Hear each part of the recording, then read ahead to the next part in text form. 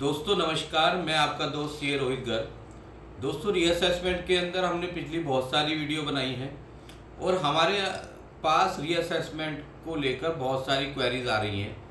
आज हम उन क्वेरीज को डिस्कस करेंगे। दोस्तों 148A क्लॉज बी का आपको नोटिस मिला होगा जिसका आपको रिप्लाई सबमिट करना था। कुछ एसएससीज ने रिप्लाई सबमिट किया और कुछ एसएससीज का रिप्लाई करने का टाइम ख़त्म हो गया।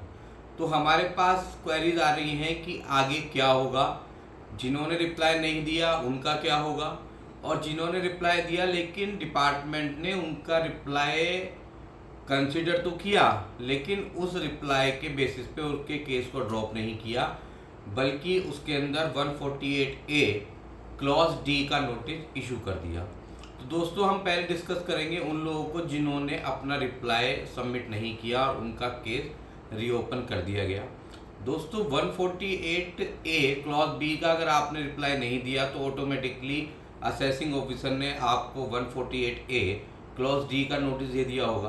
अब आपको 148 का नोटिस उसके बाद दिया जा चुका होगा या दिया जाने वाला होगा, जिसके अंदर आपसे 30 दिन के अंदर रिटर्न फाइल करने के लिए कहा जाएगा। तो इसमें दोस्तों जिनका रिप्लाई सबमिट नहीं हुआ या जिनका रिप्लाई सबमिट हुआ लेकिन डिपार्टमेंट ने उसको माना नहीं, वो दोनों के ही केसेस में आपको रिटर्न फाइल करनी है।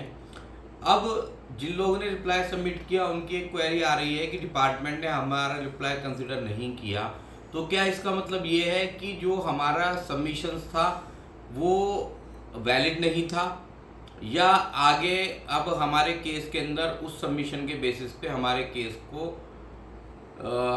केस को ड्रॉप नहीं किया जाएगा। तो दोस्तों ऐसा कुछ नहीं है। डिपार्टमेंट के पास एक बहुत लिमिटेड टाइम रहता है 148A क्लॉज बी के जब उनको रिप्लाई मिलते हैं उनको कंसीडर करने के लिए, और हमारे डिपार्टमेंट से पर्सनली बात होती है अधिकारियों से, वो कहते हैं कि हम इसके अंदर बहुत ज़्यादा टाइम ना होने की वजह से हम बहुत ज़्यादा इसको रिप्लाई को रिव्यू नहीं कर सकते हैं, इसलिए हम रिस्क ना लेते हुए हम केस ड्रॉप नहीं करने की बजाय हम कहते हैं कि असेसमेंट के अंदर असेस ही जाए और वहाँ पे कंप्लीट इन्फॉर्मेशन के बाद ही हम केस को ड्रॉप करें। तो दोस्तों आप बिल्कुल भी चिंता मत कीजिए, आपके रिप्लाई को हो सकता है कंसिडर ना किया गया हो, लेकिन इसका मतलब ये नहीं, बिल्कुल भी नहीं है कि आपका रिप्लाई वैलिड नहीं था।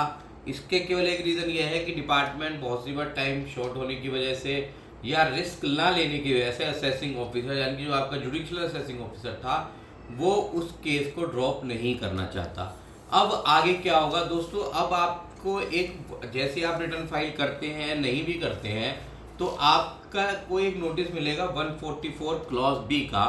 वह नोटिस इसलिए है कि आपका असेसमेंट अब जुडिशियल असेसिंग ऑफिसर से ट्रांसफ़र कर दिया जाएगा सेंट्रल फेसलेस असेसमेंट सेंटर को, यानी कि अब जुडिशियल असेसिंग ऑफिसर की सारी पावर ख़त्म हो गई है। जैसे उसने 148A क्लॉज डी का नोटिस इशू किया उसके बाद ये proceeding central faceless assessment centre को ट्रांसफ़र कर दी जाएंगी, और अब आपके पास जितने भी नोटिस आएंगे, जितने भी सबमिशंस आपको करने हैं और जो भी आपके असेसमेंट का डिसीजन मेकिंग है वो सेंट्रल फेसलेस असेसमेंट सेंटर ही करेगा, जिसके बारे में आपको पता नहीं होगा कि उसका कौन अधिकारी आपके केस को डील कर रहा है, कोई नहीं कर रहा है। यानी कि पर्सनल सबमिशंस का या पर्सनल हियरिंग का कोई भी अपॉर्चुनिटी यहाँ पे नहीं है।